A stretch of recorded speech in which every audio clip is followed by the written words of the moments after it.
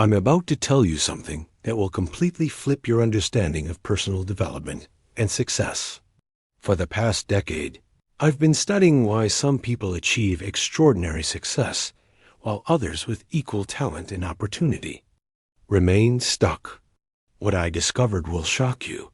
The most successful people aren't those who've eliminated their dark side. They're those who've learned to harness it as their greatest source of power. 3 weeks ago, I was coaching a CEO who was struggling with what she called her anger problem. She'd built a multi-million-dollar company, but felt constantly guilty about her fierce, uncompromising drive. She'd been told her whole life that her intensity was too much, that successful women should be collaborative and gentle. She was trying to suppress the very qualities that had made her successful, and it was slowly destroying both her company and her sanity. That's when I introduced her to Carl Jung's revolutionary concept of the shadow, and what we discovered changed everything. Her dark side wasn't a problem to be fixed. It was her primary source of power that had been mislabeled and misunderstood. Her entire life, Jung spent over 60 years studying the human psyche, and he made a discovery that goes against everything we've been taught about personal development. Your shadow, what most people call your dark side, isn't your enemy. It's actually the container for your greatest untapped potential, your deepest creativity, and your most authentic power. Today, I'm going to show you exactly how to transform what you think are your worst qualities into your greatest superpowers. Because once you understand what Jung really discovered about the shadow, you'll never see your so-called flaws the same way again. But first, let me shatter the biggest myth about personal development. We've been told that growth means eliminating our negative traits, controlling our difficult emotions, and becoming some idealized version of ourselves. Jung discovered this approach doesn't just fail, it actually makes us weaker, less creative, and less authentic. Here's why. When you try to eliminate parts of yourself, you don't actually get rid of them. You drive them underground into what Jung called the shadow, where they continue to influence your behavior in unconscious and often destructive ways. But here's the revolutionary part. These same rejected qualities, when consciously integrated, become your greatest sources of power. The CEO I mentioned, her anger problem was actually fierce determination and boundary-setting ability that had been shamed and mislabeled. When she stopped trying to suppress it and learned to channel it consciously, her leadership became more effective than ever, and her company reached new levels of success. The revolutionary truth about your shadow. Me explain what Jung actually discovered about the shadow, because this understanding will change your life. Your shadow isn't evil or bad.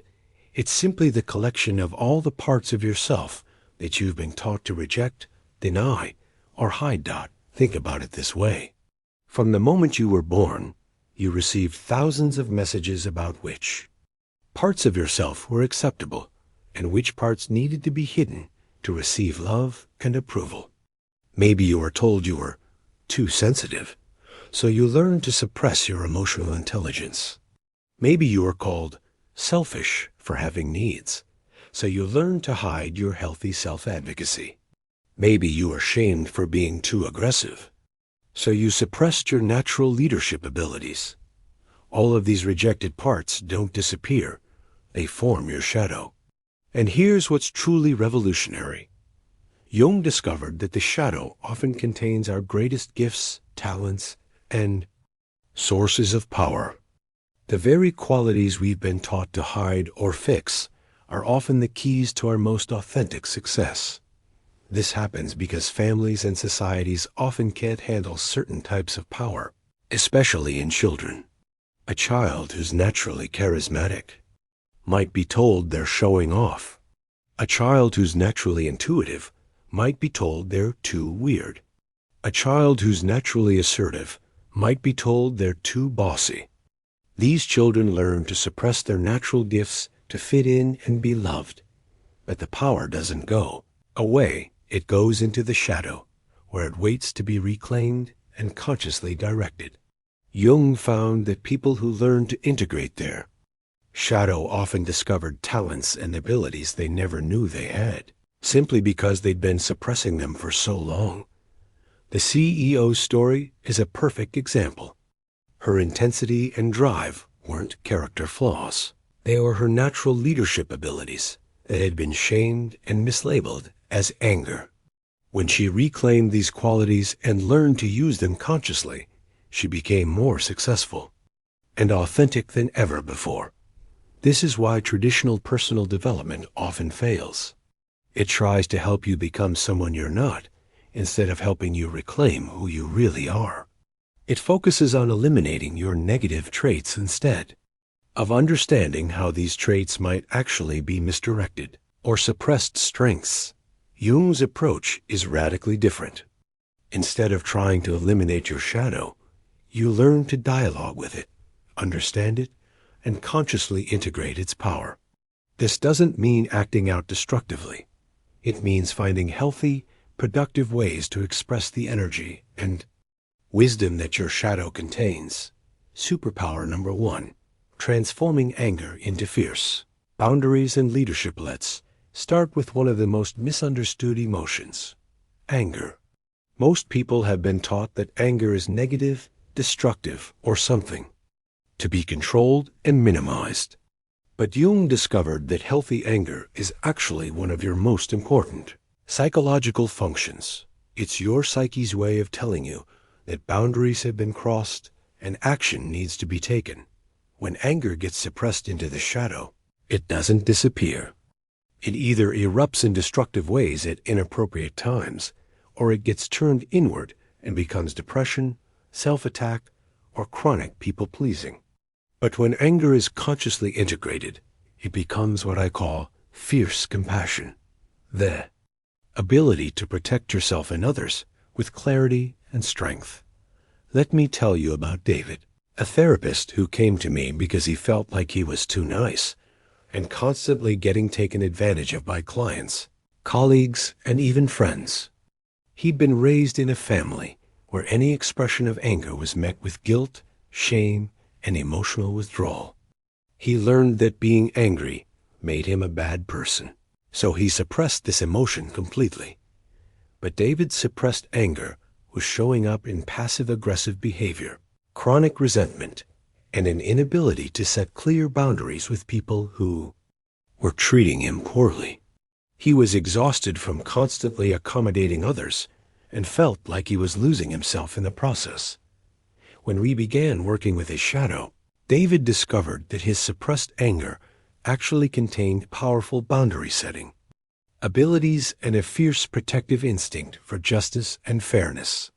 His anger wasn't trying to hurt people. It was trying to protect his values and maintain healthy relationships. As David learned to access his angry energy consciously, he transformed into one of the most effective therapists I've ever seen. He could set clear boundaries with difficult clients, advocate for fair treatment in his workplace, and protect vulnerable people with a strength and clarity that surprised everyone, including himself. His anger problem became his superpower of fierce protection and boundary setting. Clients felt safer with him because they knew he wouldn't let them get away with destructive behavior. Colleagues respected him because he stood up for his principles. His relationships improved because people knew where they stood with him. Here's how you can begin transforming your own relationship with anger. First, recognize that healthy anger is information. It's telling you that something important to you is being threatened or violated. Instead of suppressing it or acting it out destructively, ask yourself, what is my anger trying to protect? What boundary has been crossed? What action does this situation require? Second, practice expressing your anger in healthy ways. This might mean having difficult conversations, setting clearer boundaries, or advocating for yourself and others in situations where you've been passive before. The goal isn't to become an angry person. It's to access the clarity and strength that comes from honoring this important emotion Third, recognize that your anger often contains valuable information about your values and priorities. When you feel angry, you're usually encountering a situation that violates something important to you. This information can help you make better decisions, can create more aligned relationships and situations. David's transformation showed him that his sensitivity to injustice and his protective instincts weren't flaws to be fixed. They were gifts that made him an exceptional healer and advocate. When he stopped trying to be nice all the time and started being authentic, his impact in the world multiplied exponentially. Superpower number 2. Converting selfishness into healthy. Self-advocacy and leadership. The second major superpower hidden in your shadow is what most people call selfishness. This is probably one of the most damaging labels we put on natural, healthy psychological functions. What we call selfishness is often actually healthy self-advocacy, natural leadership ability, or the capacity to prioritize effectively. Jung discovered that many people suppress their natural ability to advocate for themselves, pursue their goals, and make decisions that serve their well-being because they've been taught that focusing on their own needs makes them bad people. This creates what I call selflessness syndrome, a pattern of chronic self-sacrifice that actually serves no one well. When healthy self-advocacy gets pushed into the shadow, people become martyrs, people-pleasers, and chronic overgivers who resent others for not appreciating their sacrifices. They lose touch with their own needs, goals, and desires, and often end up feeling depleted and invisible. But when this energy is consciously integrated, it becomes powerful self-leadership and the ability to create win-win situations where everyone's needs are honored, starting with your own. Let me share Maria's story. She was a brilliant project manager who consistently undervalued herself, worked excessive hours without compensation, and constantly prioritized everyone else's needs above her own. She'd been raised by parents who praised her for being selfless and putting others first, and she learned that focusing on her own needs was morally wrong. Maria's suppressed selfishness was showing up as chronic resentment, burnout, and an inability to advocate for fair treatment in her workplace. She was giving and giving, but feeling increasingly invisible and unappreciated. Her relationships suffered because she was constantly keeping score of what she gave versus what she received, and she felt like everyone was taking advantage of her generosity. When we began working with her shadow, Maria discovered that her suppressed selfishness actually contained powerful leadership abilities, strategic thinking, and the capacity to create systems that served everyone more effectively. Her natural ability to prioritize and make decisions wasn't selfish. It was exactly what her team and organization needed. As Maria learned to honor her own needs and advocate for herself, something amazing happened. Instead of becoming selfish and demanding, she became a more effective leader who could create environments where everyone thrived. When she stopped martyring herself, she had more energy to genuinely support others. When she started asking for what she needed, it gave others permission to do the same. Her selfishness problem became her superpower of authentic leadership and boundary setting. She negotiated better compensation, created more efficient team processes, and became the kind of leader people actually wanted to follow because she modeled healthy self-advocacy instead of self-sacrifice. Here's how you can transform your relationship with healthy self-advocacy. First, recognize that taking care of yourself isn't selfish. It's necessary for your ability to show up authentically for others. You can't give from an empty cup, and chronic self-sacrifice actually serves no one well in the long run. Second, practice asking for what you need and want without justifying or apologizing excessively. Start small, maybe asking for a different table at a restaurant or expressing a preference about weekend plans. Notice how it feels to honor your own needs and desires. Third, understand that healthy selfishness is actually about creating win-win situations where everyone's needs are considered, starting with your own. When you advocate for yourself effectively, you often create better outcomes for everyone involved because you're operating from authenticity rather than resentment. Maria's transformation showed her that her strategic thinking and decision-making abilities weren't character flaws. They were exactly the leadership qualities her organization needed. When she stopped hiding behind false selflessness and started leading authentically, her career and relationships flourished. Superpower number 3, channeling sensitivity into intuitive intelligence and deep connection. The third major superpower hiding in your shadow is sensitivity. In our culture, sensitivity is often treated as weakness, especially for men, but increasingly for women too. People are told they're too sensitive, too emotional, or need to toughen up. This causes many highly sensitive people to suppress their natural abilities and try to become someone they're not. But Jung discovered that high sensitivity is actually a sophisticated form of intelligence. Sensitive people are natural empaths who can read emotional environments, detect subtle patterns, and access information that less sensitive people miss completely. When this gift is suppressed, it often turns into anxiety, overwhelm, or emotional numbness. When sensitivity is consciously integrated, it becomes what I call intuitive intelligence, the ability to read situations accurately, connect deeply with others, and access creative insights that come from emotional and energetic awareness. Let me tell you about Alex, a software engineer who came to me because he felt like his emotional sensitivity was ruining his career. He'd grown up being told that boys don't cry and that emotions were weakness. He'd learned to suppress his natural sensitivity, but it kept showing up as social anxiety, difficulty in team meetings, and a sense that he didn't fit in with his more traditionally masculine colleagues.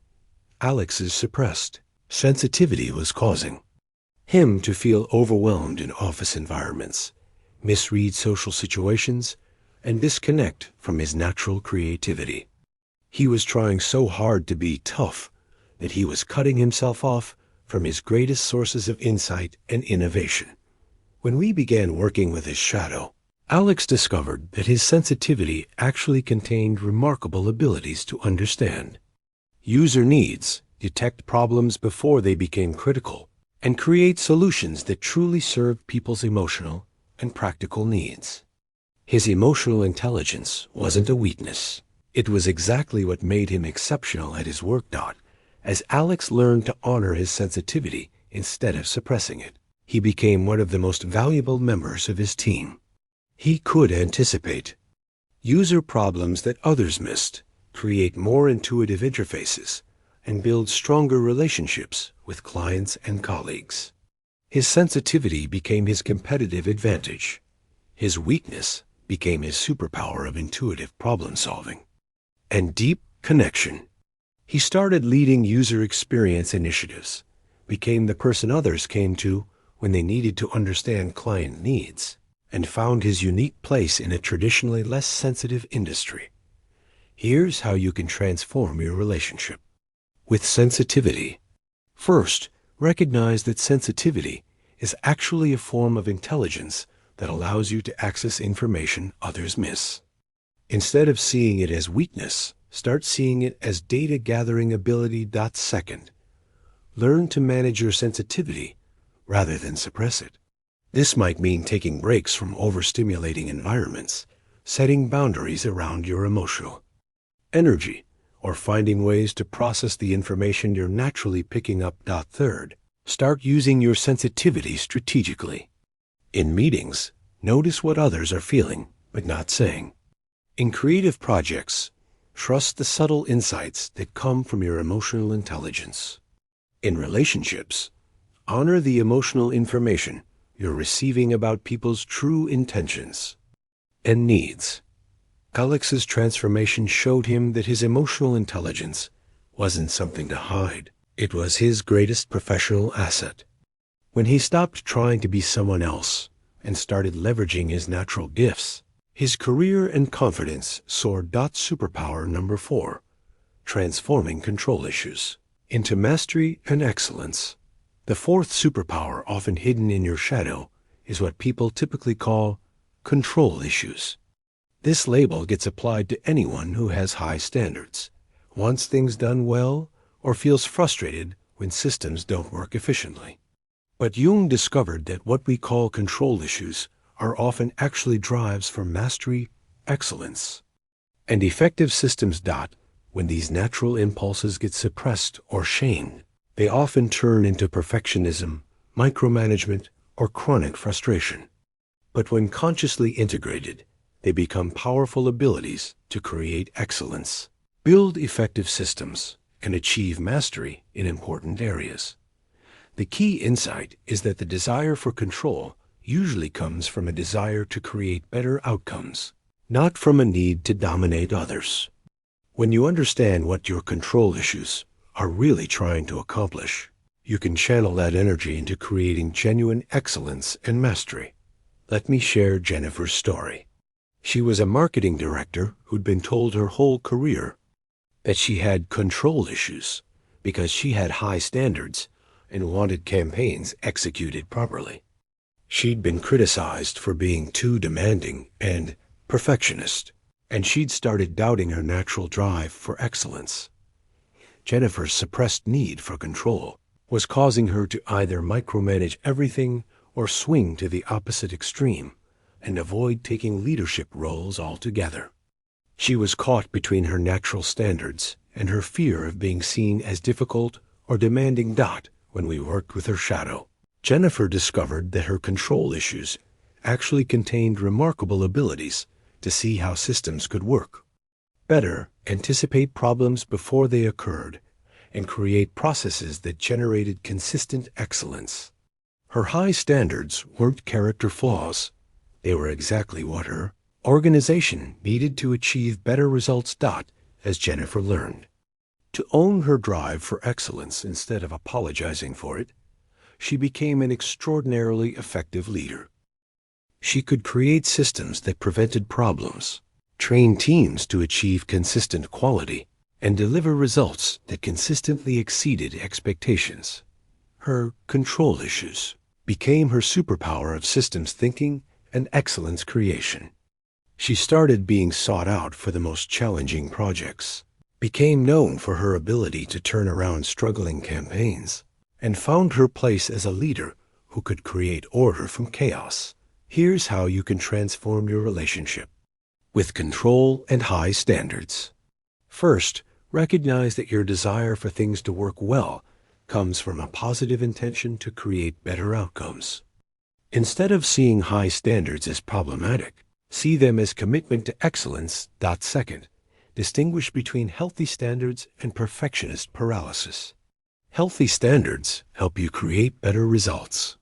Perfectionist paralysis prevents you from completing and sharing your work. Focus on excellence rather than perfection. Third, learn to communicate your standards in ways that inspire rather than intimidate others. Instead of criticizing what's wrong, paint a vision of how great things could be when done well. Help others. Understand why your standards matter and how they serve everyone's goals.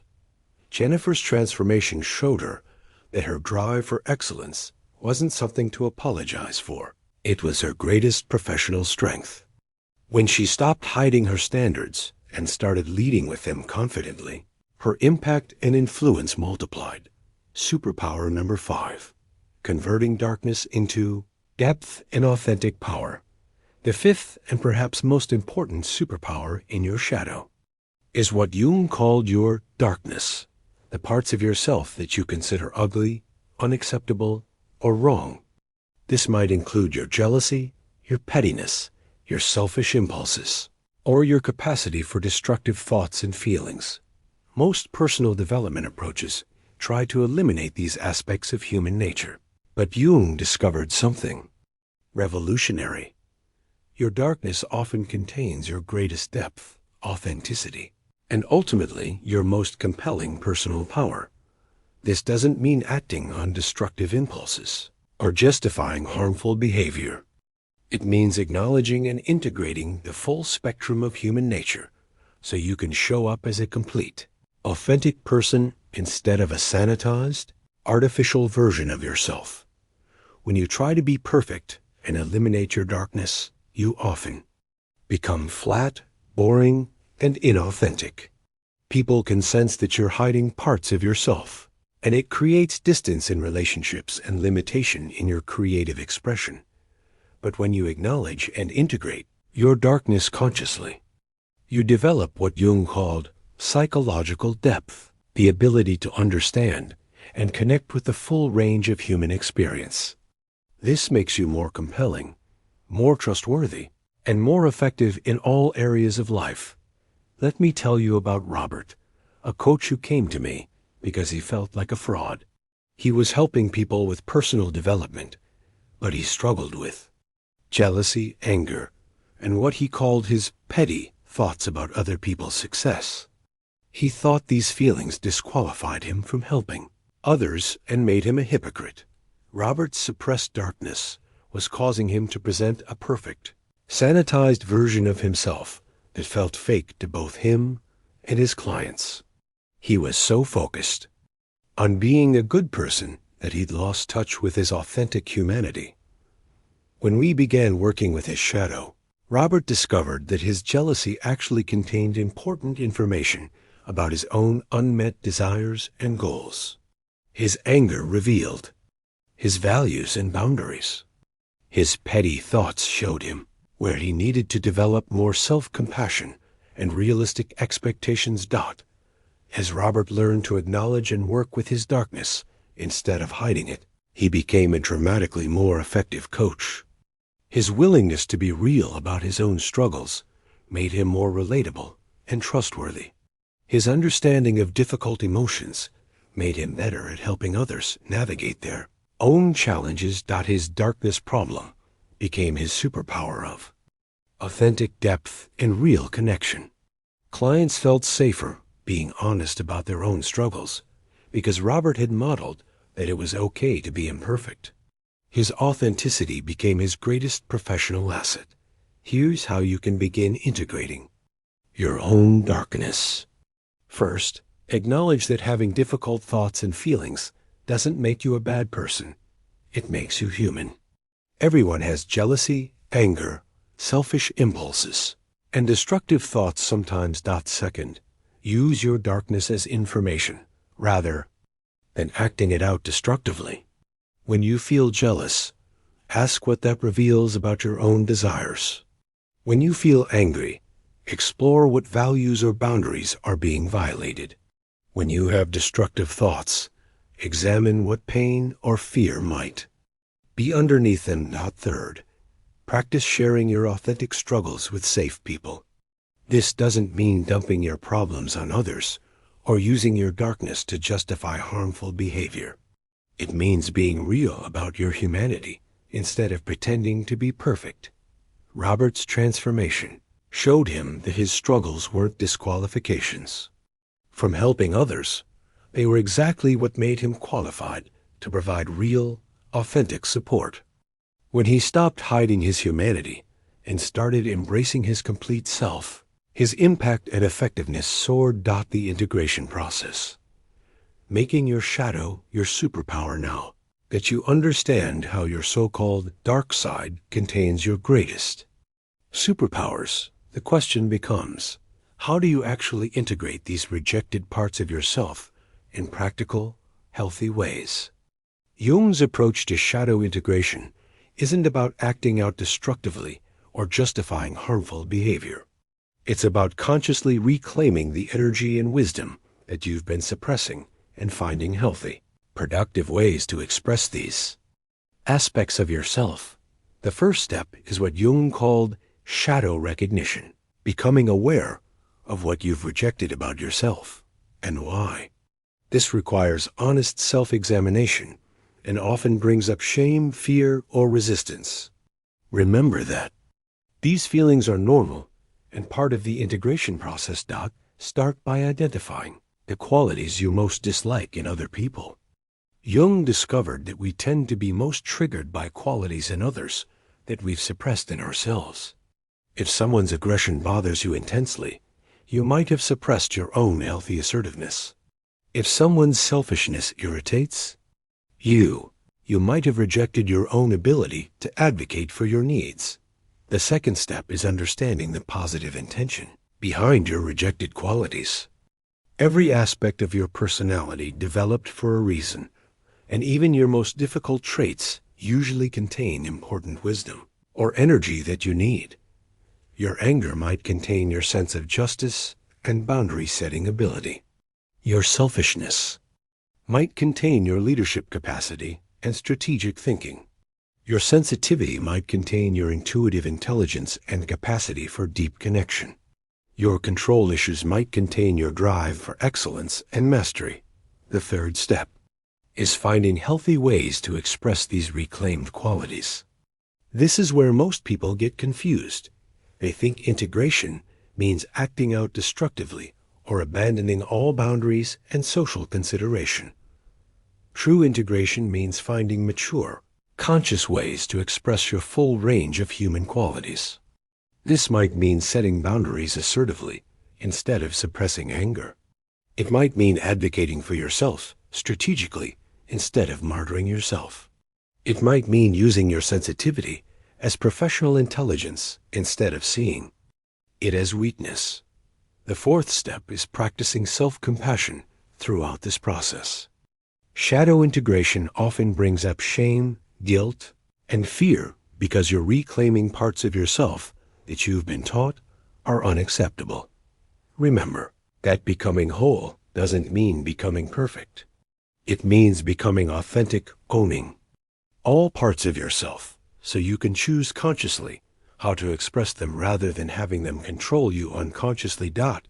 Jung found that people who successfully integrated their shadow often experienced dramatic increases in their personal power, creativity, and life satisfaction. When you stop fighting against parts of yourself and start working with your whole psyche, you gain access to energy and abilities that were previously trapped in internal conflict. The shadow also contains what Jung called golden shadow, positive qualities that you rejected because they weren't acceptable in your family or social environment.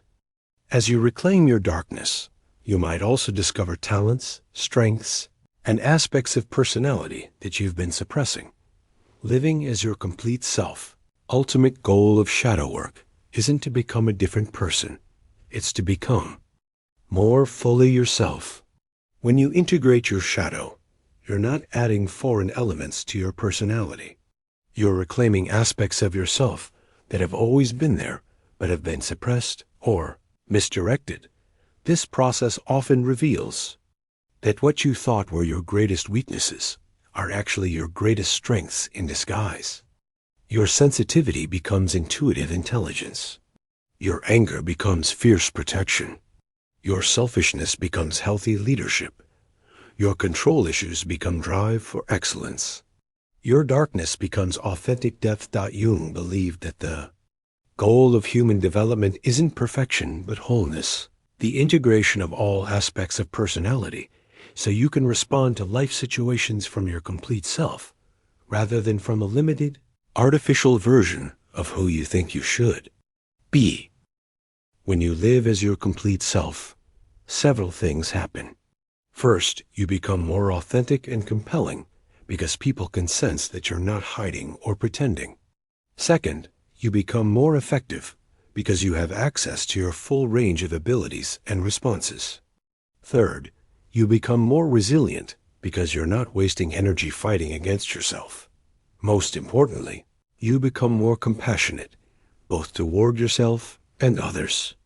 When you've integrated your own darkness, you can understand and accept the full range of human nature instead of judging people for having the same struggles you've learned to hide.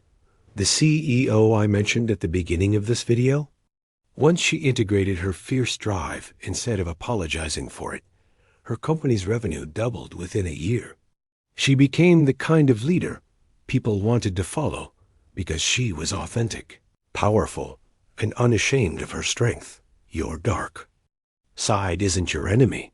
It's your untapped potential waiting to be reclaimed. The qualities you've been taught to reject often contain exactly the power you need to create the success and satisfaction you've been seeking. Tonight, I want you to try something. Instead of trying to be a better version of yourself, try being a more complete version of yourself. Notice what aspects of your personality you've been suppressing or apologizing for. Ask yourself, what if these aren't flaws to be fixed, but superpowers to be integrated? Your shadow has been waiting your entire life for you to stop rejecting it and start working with it. When you finally make peace with your darkness, you don't become a worse person. You become a more powerful, authentic, and ultimately more successful version of who you've always been meant to be. The world doesn't need another perfect person. It needs you, complete, authentic, and unashamed of your full humanity. Your dark side isn't holding you back. It's waiting to become your greatest superpower.